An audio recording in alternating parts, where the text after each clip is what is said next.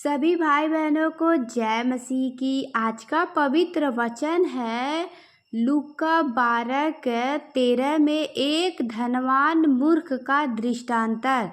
तो आइए आज हम इस वचन के द्वारा जानते हैं। हालेलुया।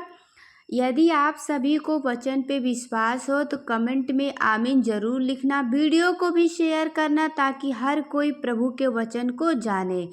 इस वचन को पढ़े और सुने जाने पे प्रभु सभी भाई बहनों को आशीष दे।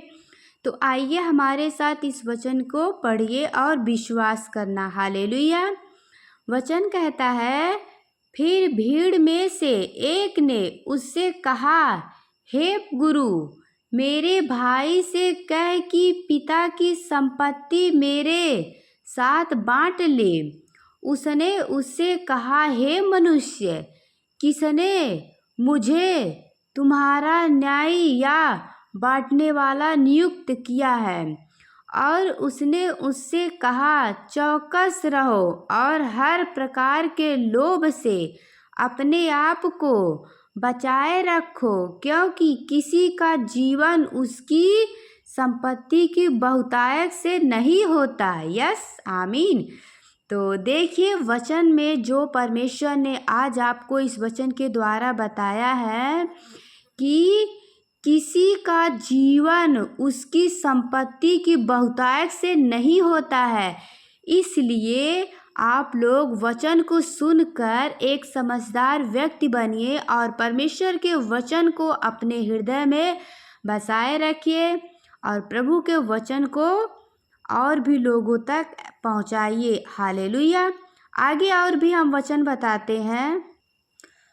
उसने उनसे एक दृष्टांतर कहा, किसी धनवान की भूमि में बड़ी उपज हुई। तब वह अपने मन में विचार करने लगा, मैं क्या करूं, क्योंकि मेरे यहाँ जगह नहीं जहाँ अपनी उपज इत्यादि रखूं।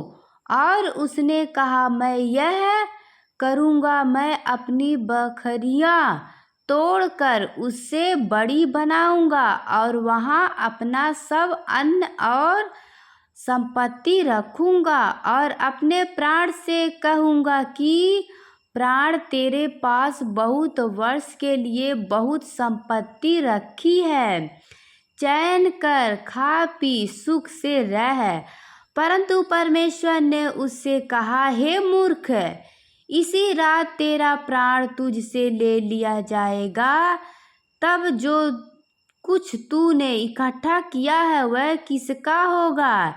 ऐसा ही वह मनुष्य भी है जो अपने लिए धन बटोरता है परंतु परमेश्वर की दृष्टि में धनी नहीं है। यस, आमीन। तो देखिए, धन के पीछे मत जाइए। जो वचन में लिखा गया है उसकी पालन करिए। एक समझदार व्यक्ति बनिए। प्रभु सदा आपके साथ है। यदि आप परमेश्वर का वचन आपके साथ है, वचन आपके अंदर है, प्रभु पे आप विश्वास रखते हो, तो कभी भी आप सभी को किसी चीज़ की घटी नहीं होगी, क्योंकि तुम्हारा पिता तुम्हारे मांगने से पहले ही जानता है कि तुम्हें क्या आवश्यकता है। तुम पहले परमेश्वर की राज्य की खोज करो तो तुम्हें हर जो भी घटी रहेगी प्रभु सब पूरा करेंगे। हालेलुया। तो आइए हम और भी कुछ वचन बताते हैं। देखिए, स्वर्गीय धन, आइए हम इसके बारे में बताते हैं। ध्यान से वचन को सुनना और समझना और विश्वास करना। ये वचन है लूका 12:32 में, हे छोटे, झूठ मत डर, क्योंकि तुम्हें पिता को यह भाया है कि तुम राज्य दे। अपनी संपत्ति बेचकर दान कर दो और अपने लिए ऐसा बटुआ बनाओ जो पुराने नहीं होते, अर्थात स्वर्ग पर ऐसा धन इकट्ठा करो जो घटता नहीं और जिसके निकट चोर नहीं आता और कीड़ा नहीं बिखरता, क्योंकि जहाँ तुम्हारा धन है वहाँ तुम्हारा मन भी लगा रहेगा। आमीन। तो इसलिए इस पृथ्वी पे धन इकट्ठा करने के लिए परिश्रम ना करिए। हालेलुया। स्वर्ग पे जहाँ आपका जो चीज़ आप ले जा सकते हो उसके लिए तैयारी करिए। जहाँ ये वचन कहता है कि जहाँ तुम्हारा धन है वहाँ तुम्हारा मन भी लगा रहेगा। आगे एक और वचन है लूका 12:41 में, तो ध्यान से इस वचन को सुनना और समझना। वचन कहता है, उस वक्त पतरस ने कहा था, तब पतरस ने कहा, हे प्रभु, क्या यह दृष्टांतर तू हम ही से या सब से कहता है?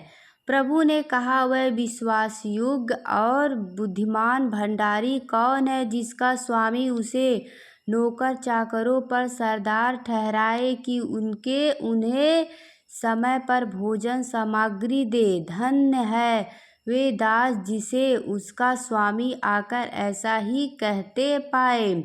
मैं तुमसे सच कहता हूँ, वह उससे अपनी सब संपत्ति पर अधिकारी ठहराएगा। परंतु यदि वह दास सोचने लगे कि मेरा स्वामी आने में देर कर रहा है और दासों और दासियों को मारने पीटने लगे और खाने पीने और पियक्कड़पन होने लगे, तो उस दास का स्वामी ऐसा दिन जब वह उसकी बाढ़ जोहते ना रहे और ऐसी घड़ी जिसे वह जानता ना हो आएगा और उसे भारी दंड देकर उसका भाग्य अविश्वासियों के साथ ठहराएगा। वह दास जो अपने स्वामी की इच्छा जानता था और तैयार ना रहा और ना उसकी इच्छा के अनुसार चला, बहुत मार खाएगा। परंतु जो नहीं जानकर मार खाने के योग्य काम करे, वह थोड़ी मार खाएगा। इसीलिए जिसे बहुत दिया गया है उससे बहुत मांग जाएगा और जिसे बहुत सौंपा गया है उससे बहुत लिया जाएगा। हालेलुया। तो पिता परमेश्वर आप सभी को इस वचन के द्वारा प्रभु आशीष दे और बहुतायत से आशीष दे। सभी भाई बहनों को जय मसीह की। God bless you.